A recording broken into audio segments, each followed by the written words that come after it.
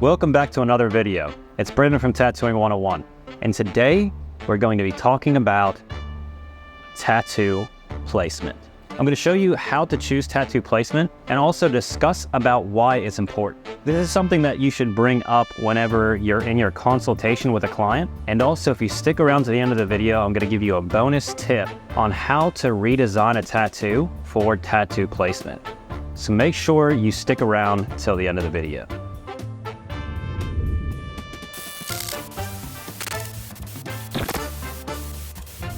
So throughout my years in the tattoo industry, I've had thousands of clients walk through the door. The first step that I take whenever the client walks through the door wanting a tattoo is talk about where they're wanting to get it done. So the placement of the tattoo.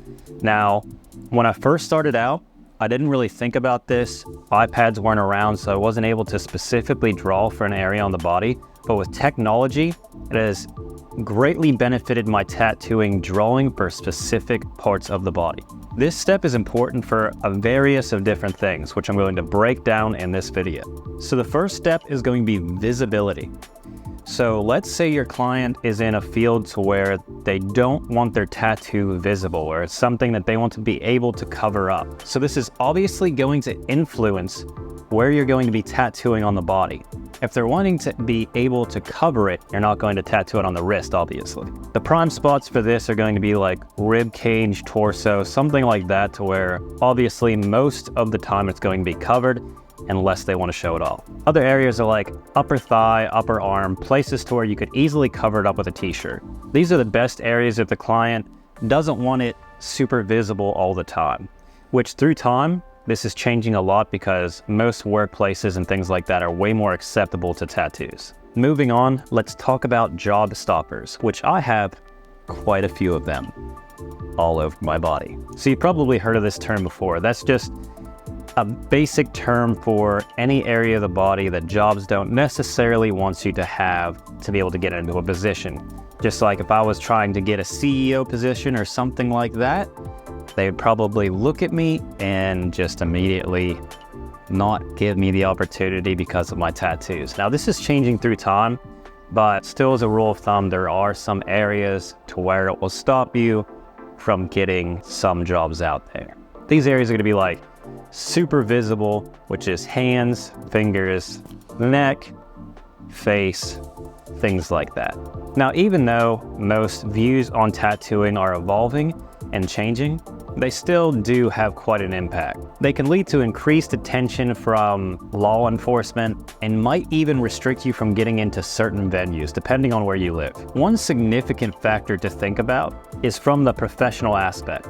Now, some high-paying corporate jobs do still have policies in place that don't allow people to have, face tattoos and things like that. So this could potentially limit career options. So it might be something to think about if you have a client come in that isn't heavily tattooed or they're young and just wants a face tattoo. At the end of the day, they are paying clients, so you want to do whatever they like, but at the same time, you don't want to do something that's going to affect their life, which I know I have a few tattoos when I was young that I don't necessarily like to this day.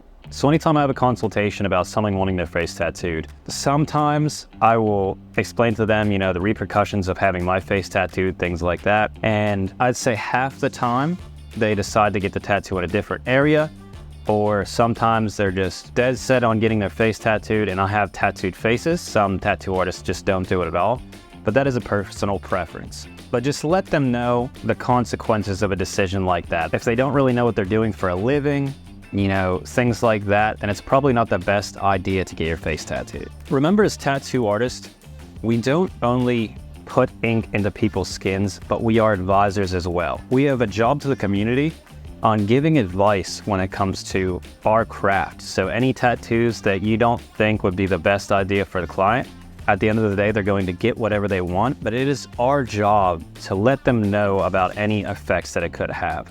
Just like if you have a tattoo with a really bad meaning behind it, it is your job to let them know, this is what this means, and I don't feel comfortable doing this tattoo. It's just as simple as that. Just like the viral trend right now of everyone getting the Z tattoo that turned out to be possibly a Nazi symbol. That's one of those things as a tattoo artist, You need to openly express to your client so they don't make a terrible life-changing mistake.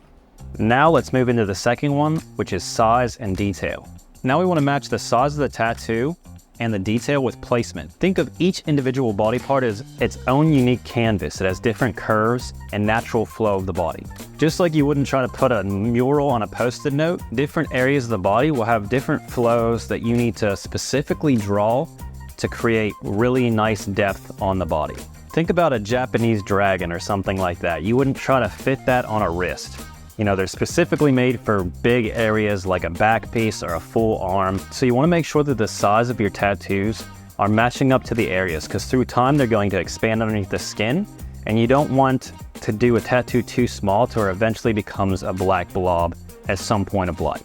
So anytime I have a client come in for a super small tattoo and they want to get it done, I recommend that, you know, through time it expands underneath the skin.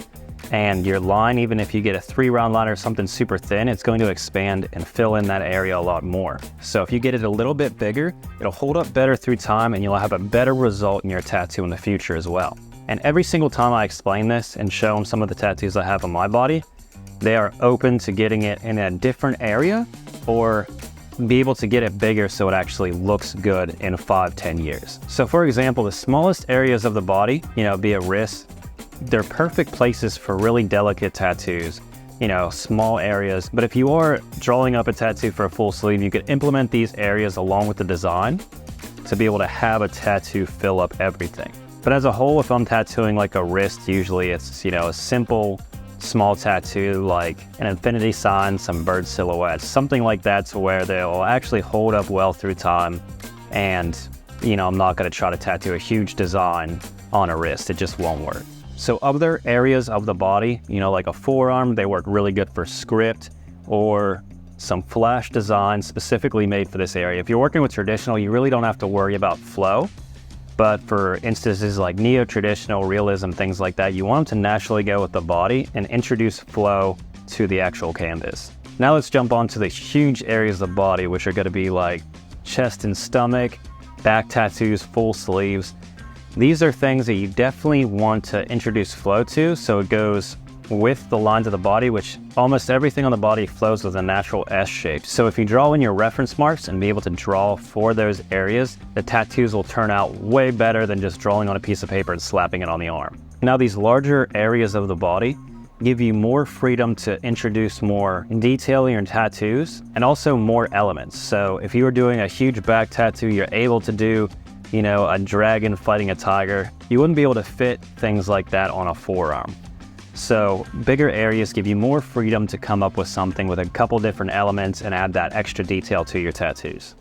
So what do you think about these placement guides so far? Are they helping you out with understanding where to put tattoos on the body? Just let me know in the comments your favorite area to tattoo. Now let's get back to the next point, which is number 3, which is future plans and tattoo goals. Now let's not forget that our bodies are ever evolving, which means the tattoos that we carry along with us will change as our bodies get bigger or smaller. So if they go through massive weight loss or go through a pregnancy to where your body, you know, gets bigger or smaller, these tattoos are with you for life. So it's going to change the way that the tattoo looks, especially if it's on a part of the body that is susceptible to change. Another thing to touch base on is their future ideas for tattoos. So if they want to get a full sleeve, it's probably best not to just slap a traditional rose in the middle of the arm, and then they want to get a neo-traditional full sleeve eventually in life. So talking about their future goals whenever you have your consultation helps you better draw up a design. So if I'm working on a tattoo that is on the forearm, but they want to eventually have a full sleeve, I'm going to draw this design that has references and inspiration of other things that I could add to it. So if I'm doing a background of like smoke or some water, I'm going to leave that specific section open to be able to add and introduce different things in the future. So even transforming like a half sleeve into a full sleeve can be tricky if you don't have the plan in order to do it from the get-go. So this is always something I ask my client in every single consultation, especially if they're getting their first tattoo on an arm or something like that. What are your future plans? Do you eventually want a full sleeve, or is this the only one that you want on your arm? And also, if it's one of their first tattoos, they don't really know if they want more or not. So just let them know that tattoos as a whole can be addicting. You know, people come back and get more and more. As soon as you get one, you're like, oh, it's not as bad as I thought, and you get more. So even though you think that you might only want one tattoo, that will probably change. So that's the 3 tips that I have for tattoo placement. Now let's move on to the bonus tip that I have for you. But first, I wanted to let you know that we just released a Neo-Japanese sketchbook that has over 60 Neo-Japanese flash designs inside that you could use as references or even just print them off and tattoo them. Tattoo for your portfolio for big thigh tattoos or even a half sleeve. I'll leave the link in the description so you could check it out. So now, the bonus. When you think about redesigning tattoo designs for flow, there's going to be 3 rules of thumb. There's going to be flow. What this means is going with the natural curvature of the muscles. Image is going to be right side up, and designs are going to be facing forward on the side of the body or facing inward on the front of the body. So you don't want a backwards tattoo. So whenever you're drawing a tattoo, when they flow with the natural curvature of the body, they just look like they belong there. They don't just look like a slapped on design. And what I mean by right side up is that the tattoos are always facing another person. Now, yes, everyone has probably tattooed a tattoo where the client wanted it facing them. Yes, I've done it, but I don't like to do it. It doesn't naturally look good on the body because when their arms are down, the tattoo looks completely upside down and it looks awkward. So I'll let my client know that it's not the traditional way of doing tattoos, that it's going to be really, really hard to implement other tattoos because it's going to be upside down. There'll also be times to where a client comes in wanting a specific design that might not be a tattoo design. They might just have an idea with like 10 different references and they want 20 different elements put into this tattoo on a wrist. Obviously, these things aren't going to work, so understanding how to talk to your clients and openly express the bad ideas and give them better advice greatly benefits your tattooing as a whole. Just saying yes to everything a client says coming in won't really get your tattooing to the next level that you need. Because as a whole, clients are going to get what they want, but they don't understand the knowledge when it comes to creating a good tattoo design. That's what you're there for, to let them know about all these issues.